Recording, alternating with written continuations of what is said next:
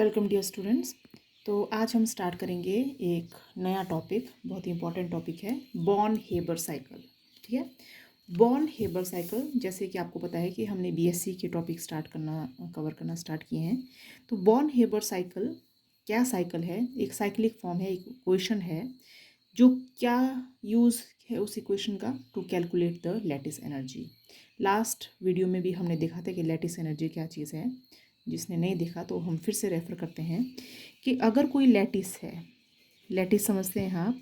Lattice क्या चीज़ है? जहाँ पे पॉजिटिव कैटायन और नेगेटिव एनायन, पॉजिटिव कैटायन और नेगेटिव एनायन जब आपस में मिलते हैं, जैसे NaCl है, सीजियम क्लोराइड है, मैग्नीशियम ऑक्साइड है, यहाँ पे सारे क्या हैं? एक positive cation, negative, positive negative. तो जब ये सारे आपस में मिलते हैं, इनके बीच में क्या है? एक बॉन्ड बन जाता है, आयनिक बॉन्ड। और जो भी ये स्ट्रक्चर बनता है इसको हम क्या बोलते हैं? लैटिस। ठीक है, अब इस लैटिस एनर्जी को, लैटिस को तोड़ने के लिए, इस लैटिस को तोड़ने के लिए जितनी एनर्जी रिक्वायर्ड है उसको क्या बोलते हैं? That is called as lattice energy. या तो लैटिस को तोड़ने में एनर्जी रिक्वायर्ड है, या लैटिस बनाने के टाइम जो एनर्जी रिलीज होती है that is also called as lattice energy. ठीक है, तो अगर कोई दो आयंस बहुत दूर प्रेजेंट है, अगर उनको मैं नज़दीक ले आऊँ तो उनसे क्या बन जाएगा? उनसे क्या बन जाएगा? एक लैटिस बन जाएगा। तो उस टाइम जो एनर्जी रिलीज हुई उसको भी क्या बोलते हैं? That is called as lattice energy. तो बॉर्न हैबर साइकिल एक ऐसी साइकिल है which is use to calculate the lattice energy. हम अंडरस्टैंड करेंगे इसको with the help of an example. और किसका एग्जाम्पल लिया है हमने? एग्जाम्पल ऑफ NaCl का एग्जाम्पल लिया है। ठीक है, तो NaCl मॉलिक्यूल कैसे बनेगा? कैसे बनेगा NaCl? हमने लिया है एक सोडियम का एटम प्लस क्लोरीन का एटम एग्जिस्ट नहीं करता है, तो हमने क्या लिया है? क्लोरीन की गैस। तो हमें क्या करना पड़ेगा? क्लोरीन को तोड़ना पड़ेगा, क्योंकि हमें एक ही एटम रिक्वायर्ड है। तो अगर हम 2 का हाफ ले लेंगे तो 1 एटम आ गया हमारे पास। तो Na और एक क्लोरीन का एटम क्या बना देगा? NaCl। लेकिन जितनी इजी ये इक्वेशन दिख रही है, ये इतनी इजी नहीं है। बहुत सारे ऐसे स्टेप्स हैं जो अनसीन है, जो हमें दिखते नहीं हैं इस रिएक्शन में। उन सारे स्टेप्स को कंसीडर करेंगे और हम क्या देखेंगे? सभी स्टेप्स की क्या देखेंगे? Energy change. ठीक है, क्योंकि हम यहाँ पे लैटिस एनर्जी की बात कर रहे हैं, लैटिस एनर्जी की बात। तो लैटिस एनर्जी भी क्या चीज़ है? एनर्जी है। ये कितनी एनर्जी रिलीज हो रही है या रिक्वायर हो रही है किसी लैटिस में, उसको हम बोलेंगे लैटिस एनर्जी। तो सिंपल सी अगर इक्वेशन में जब Na पॉजिटिव और Cl नेगेटिव आपस में आएंगे तो क्या बन जाएगा? NaCl का लैटिस बन जाएगा। ठीक है, तो NaCl का लैटिस जब बना तो कितनी एनर्जी रिलीज हुई? That is called as the lattice energy. लेकिन जैसे मैंने कहा कि ये रिएक्शन इतनी सिंपल नहीं है, there are so many steps which are involve in this reaction. तो what we will do? We will study all this reaction in details. हम सभी स्टेप्स को 1 बाय 1 डिटेल में देखेंगे, फिर हम सम करेंगे कि कौन कौन से स्टेप रिक्वायर है और हम लैटिस एनर्जी उनसे कैसे कैलकुलेट कर सकते हैं। ठीक है, तो आप देख सकते हैं I have prepared one diagram hair. ठीक है, कौन कौन से स्टेप्स हैं?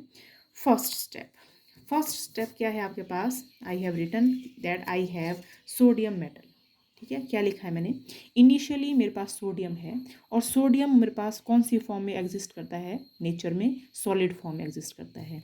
तो जब भी मुझे सोडियम से सोडियम पॉजिटिव बनाना होगा तो मैं डायरेक्ट सोडियम सॉलिड से मैं सोडियम पॉजिटिव नहीं बना सकती।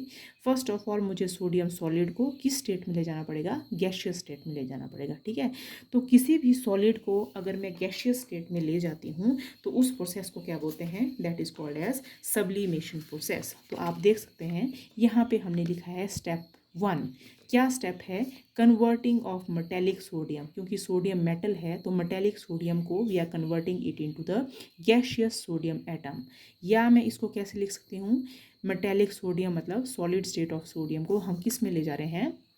गैशियस स्टेट ऑफ सोडियम में ले जाना है। ठीक है, तो इस प्रोसेस को क्या बोलते हैं? इस प्रोसेस को बोलते हैं सब्लिमेशन। क्या बोलते हैं इसको? Sublimation. When solid is converted into gas, this process is called as sublimation. और कितनी एनर्जी रिक्वायर्ड है आपको किसी भी सॉलिड को गैस में चेंज करने के लिए? लेकिन कितना ले रहे हैं हम उसका? 1 mole. This is called as sublimation energy. ठीक है, तो this is the energy required to convert 1 mole of sodium solid to 1 mole of sodium gas is called as sublimation energy. तो फर्स्ट एनर्जी जो हमारे पास यहाँ पे रिक्वायर्ड है वो कौन सी एनर्जी है? It is the sublimation energy. अब इस स्टेप में क्या हुआ है? सोडियम किस में चेंज हो चुका है? गैसियस स्टेट में चेंज हुआ है। ठीक है, दूसरा स्टेप क्या है कि हमें सोडियम तो नहीं ले सकते, हमें सोडियम पॉजिटिव की फॉर्म में चाहिए, सोडियम कैटायन चाहिए। ठीक है, क्योंकि सोडियम कैटायन ही आगे रिएक्ट करेगा, तो सोडियम से मुझे एक इलेक्ट्रॉन को रिमूव करना पड़ेगा। ठीक है, अगर मैं लिखती हूँ सोडियम, ठीक है, अगर मैं लिखती हूँ सोडियम, तो सोडियम से अगर मैं एक इलेक्ट्रॉन को रिमूव करूँगी तभी मेरे पास Na पॉजिटिव आएगा। तो मैंने क्या किया, यहाँ पे एक इलेक्ट्रॉन को रिमूव कर दिया। तो जब भी मैं किसी स्पीशीज से किसी इलेक्ट्रॉन को रिमूव करती हूँ तो क्या किया हमने, यहाँ पे लिखा है मैंने ये वाला step, converting of sodium gaseous state into sodium positive state. ठीक है, तो सोडियम को अगर हम कोई किसी भी सब्सटेंस से इलेक्ट्रॉन रिमूव करते हैं तो उस प्रोसेस को क्या बोलते हैं? This process is called as ionization. समझ आ गई? क्योंकि यहाँ पे आयंस की फॉर्मेशन हो रही है तो क्या बोलेंगे उसको? आयनाइजेशन। ठीक है, और अगर हम इलेक्ट्रॉन को रिमूव कर रहे हैं तो कितनी अमाउंट ऑफ एनर्जी हमें देनी पड़ेगी सोडियम का इलेक्ट्रॉन रिमूव करने के लिए? That is called as ionization energy. ठीक है, तो यहाँ पे आई क्या चीज़ है? Ionization energy. सोडियम को आपको आयनाइजेशन एनर्जी प्रोवाइड करने पड़ेगी ताकि वो किस में चेंज हो जाए? सोडियम पॉजिटिव में चेंज हो। ठीक है, तो यहाँ पे मैंने लिखा है नेक्स्ट स्टेप क्या है, सोडियम गैस किस में चेंज हो रहा है? सोडियम पॉजिटिव में, और ये एनर्जी है, एनर्जी कौन सी है? Ionization energy. ठीक है, आप देख रहे होंगे कि सब्लिमेशन के आगे मैंने पॉजिटिव साइन लगाया है, आयनाइजेशन एनर्जी के आगे भी क्या लगाया है? पॉजिटिव। तो पॉजिटिव का मतलब क्या है? These are the energy required जब एनर्जी होती है तो हम क्या साइन लगाते हैं वहाँ पे? पॉजिटिव। ठीक है, तो अल्टीमेटली सोडियम सॉलिड से हम कहाँ पहुँचे हैं? यहाँ पे सोडियम गैसियस स्टेट में। ठीक है, ये तो होगी सोडियम की बात।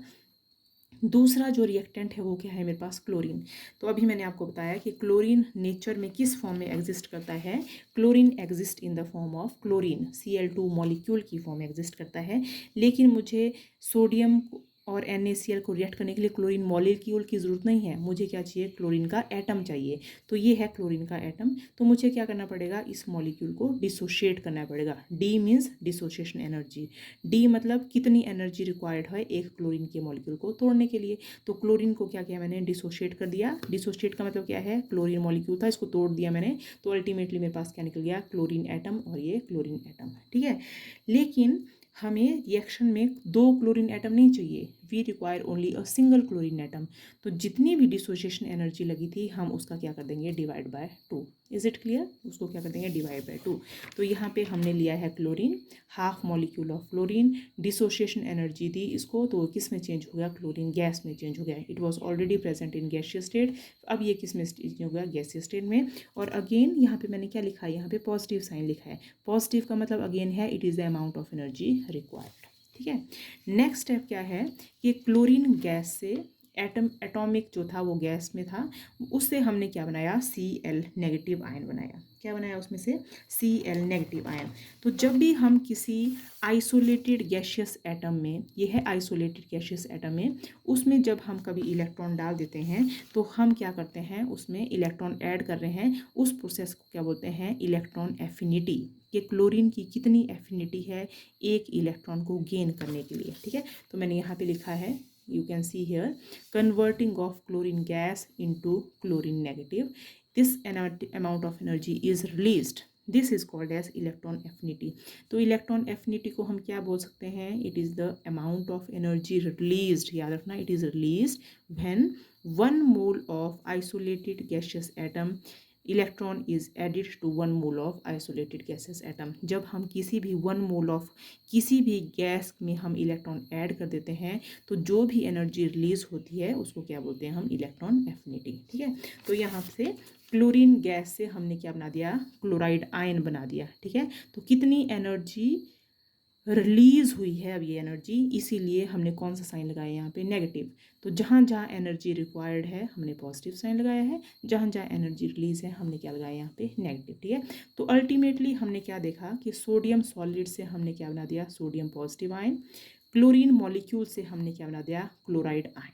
ठीक है, अब ये किस स्टेट में पहुंच गए हैं कि Na positive can combine with Cl negative और अल्टीमेटली हमारे पास क्या बन जाए NaCl।